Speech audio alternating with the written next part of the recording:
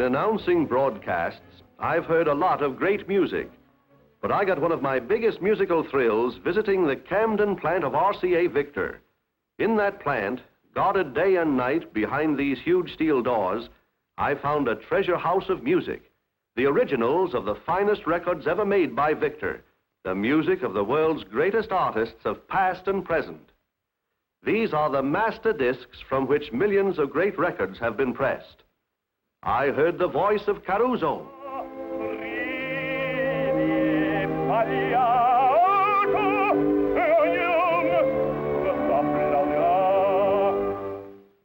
And I heard the voice of Shellac, preserved in gleaming metal so that it can give encores forever.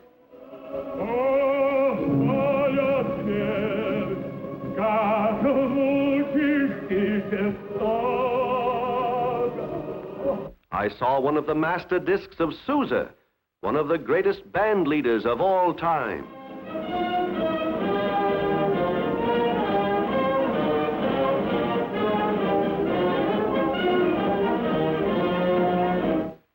And I saw records made, music literally written in wax. The first step, I learned, is to pour a thin layer of molten wax onto a hot plate, the beginning of the master record. A hot flame melts all bubbles and flaws out of the wax, which is of the purest possible grade. This is done in a sealed, dust-proof and air-conditioned room where the temperature is thermostatically controlled. A second going over with the flame, and the wax is ready for slow and careful cooling, almost ready for the recording of the music.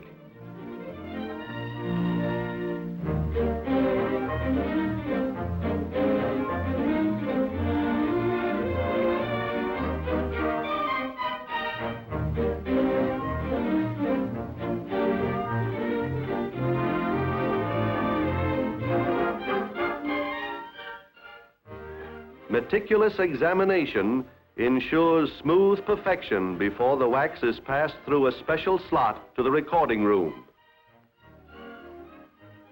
The perfect wax is put on the turntable, a cutting point called a stylus is adjusted, and everything is ready to record again the most popular selection ever caught on wax, the beautiful Blue Danube Waltz of Johann Strauss.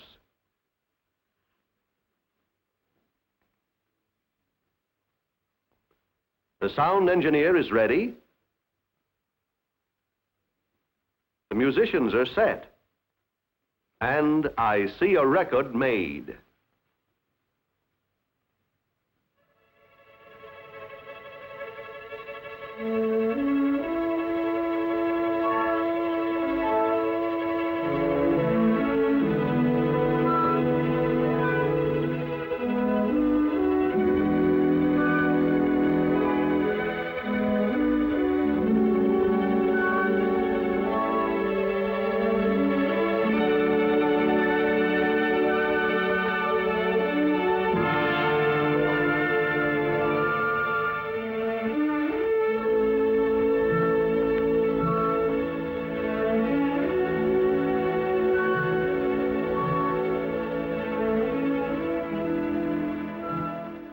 The engineer mixes the sound to achieve the best musical balance in the record.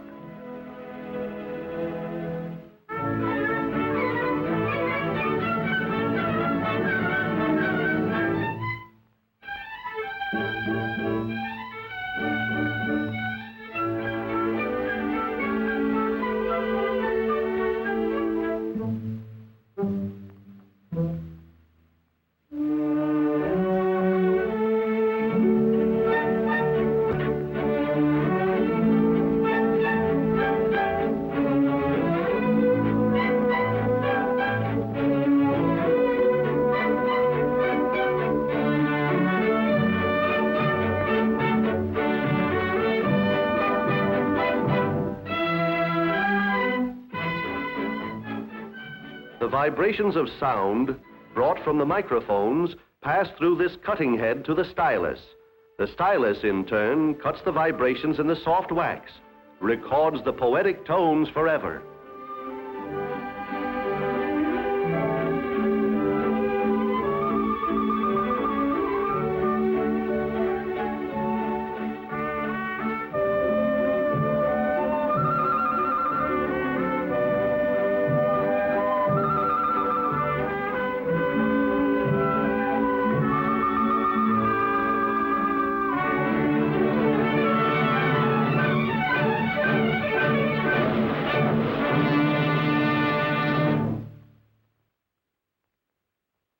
When the recording is finished, the soft disc is washed with nitrogen and put into a chamber with a blot of pure gold. A 2500-volt electrical current, I was amazed to learn, bombards atoms of gold onto the wax, coating it completely. The gold-covered disc is put into a solution of copper sulfate, through which a powerful electrical current runs, transferring molecules of copper from the solution to the record. As a result of this process, called electrolysis, the disc comes out plated with copper, immortal music written in metal.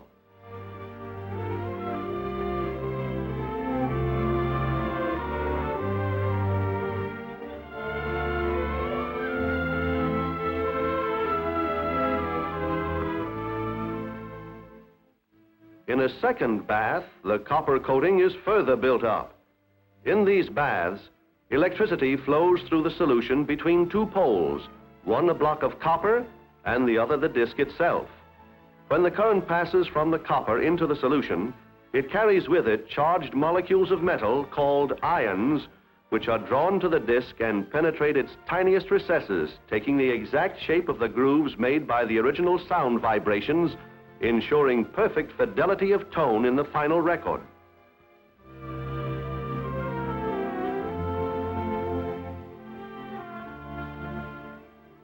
From this furiously bubbling cauldron comes the master record. After the copper has taken the impression, the wax may be stripped away. This master matrix now could be used to press the final records, I was told, but it would not last long enough to turn out the millions of discs music lovers demand. Hence another disc, called a mother matrix, must be made first, and from that, stampers will be made to press the final records. When the master is finally stripped, the last traces of wax are washed away. The master matrix is carefully rinsed and scrubbed.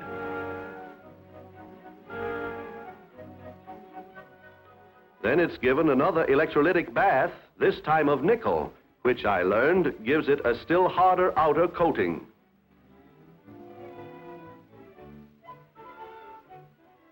After this bath, the master is washed and dipped into a special solution that coats it with a fine film.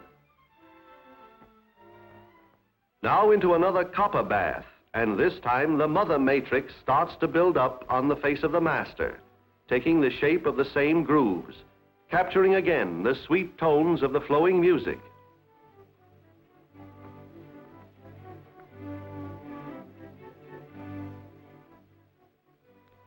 The double disc is now separated into mother and master, and the master matrix goes down to the treasure house of music to be preserved for all time, to take its place beside the works of the world's greatest artists.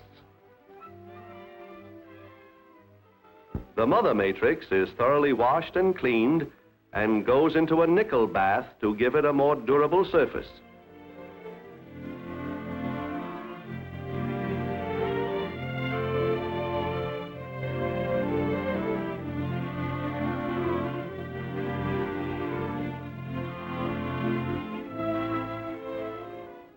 After another washing and film coating, it goes into another copper bath where the stamping matrix starts to build up.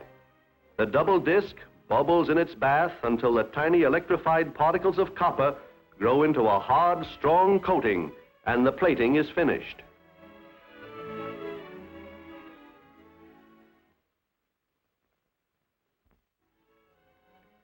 Now the mother matrix and stamper, locked face to face, are separated. From the mother, additional stampers will be made so that many finished records may be pressed at one time.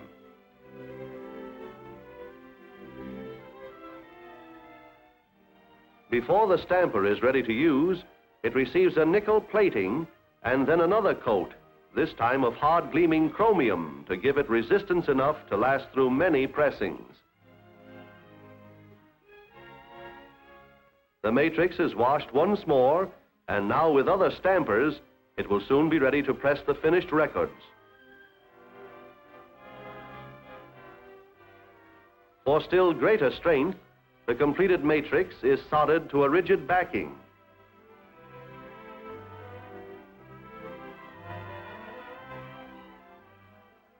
For perfect contact with the hot backing, the stamper is heated with flame, protected with a chemically neutral blanket, and pressed evenly into the hot solder.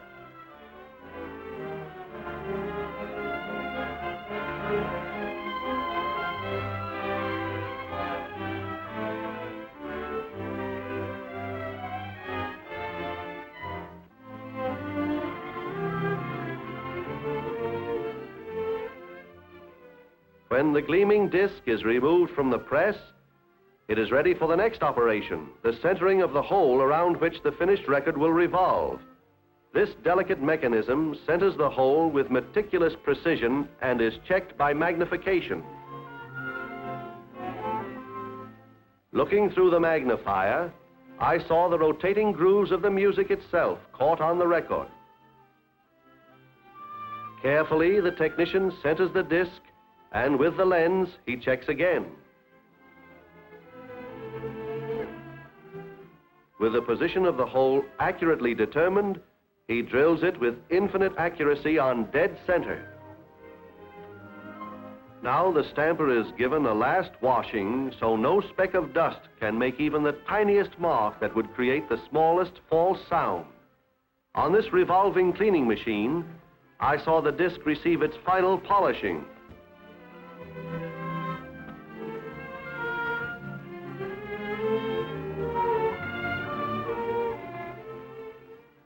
But before going to the actual pressing of records, I was shown the mixing of the materials that go into the disc you hear at home, ingredients gathered from the farthest corners of the earth. The materials are processed in one of the largest and most intricate machines I have ever seen, the Banbury mixer.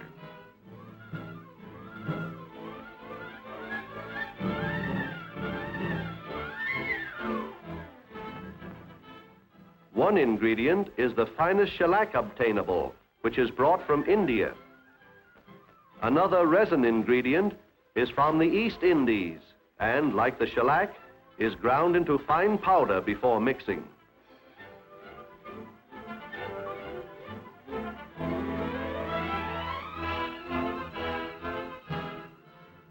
"18 other ingredients gathered from distant places are carefully and accurately weighed in to ensure the most exact proportions to make a correct final mixture.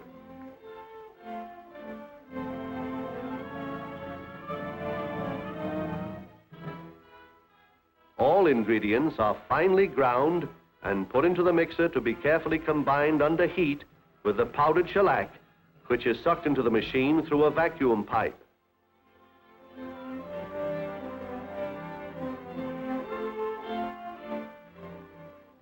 Now all is ready, and the Banbury mixer rolls. Inside this huge machine, 3 stories tall, the mixture is heated to the melting point, whipped and stirred and beaten until it is thoroughly mixed to a dough-like consistency.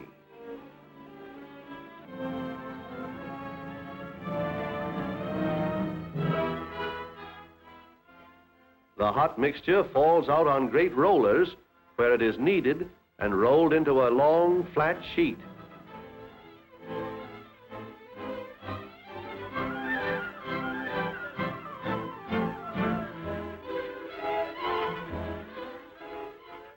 As it comes out of the machine, circular knives cut it into pieces called biscuits, each the right size to make one record. The biscuits, cooled for easy handling, come off the belt in neat little piles, but before they are used for actual pressing, they must be heated again on steam tables. Then I saw a record pressed. First, steam is shot through the machine. Then cold water runs through to cool the record.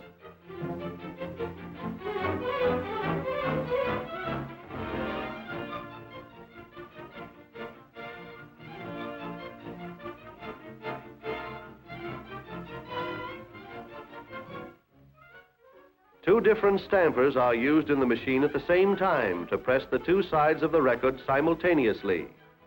The labels are put in before the biscuit, I learned, and actually pressed into the record, not just pasted on.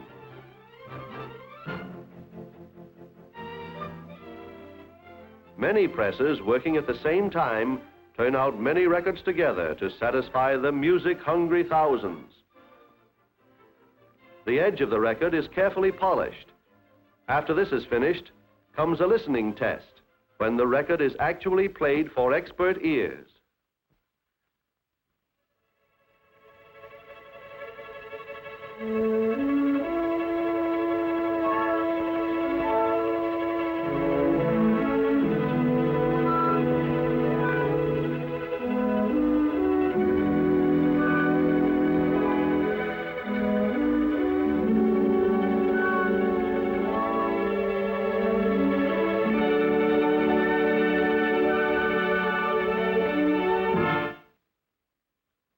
Now examined and found flawless, the records are polished and slipped into envelopes ready for packing and shipment.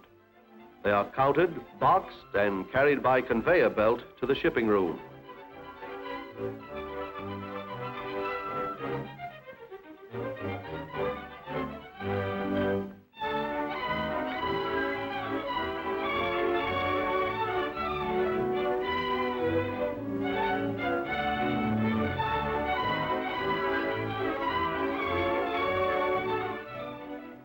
From this room, the records go out to all parts of the world to bring joy and pleasure to millions of music lovers, to give them permanently the music they want when they want it.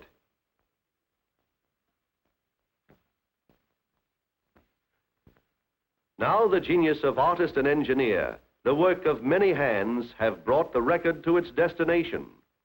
From its tiny grooves, the recorded vibrations of sound will be picked up by the jewel point, amplified electrically, and the beautiful blue Danube fulfills its mission in an ideal combination for the home.